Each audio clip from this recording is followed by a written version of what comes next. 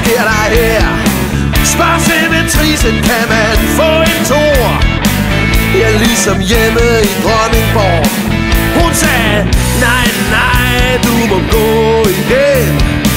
Her får man bare stegte bussemænd. Jeg var alene på et fremmed sted. Kiggede rundt, hvor må man sidde ned. Spørg servitrisen om, hvor kan man sætte?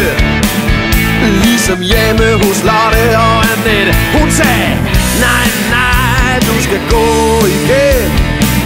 Vi har kun plads til bimser, tømmermænd.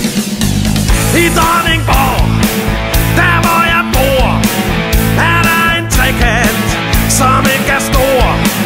Men der er plads til mus og mænd, og skønne kvinder kan klemmes ind.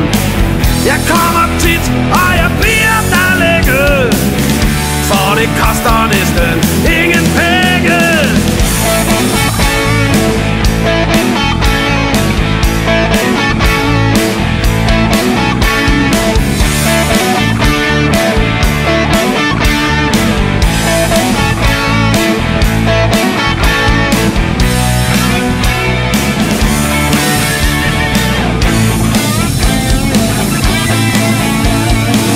Hvis du en dag er taget afsted, og du har glemt at få madpakket med, spørg blot om vej til oasen, hvor du har en ven ved et vinduesbord.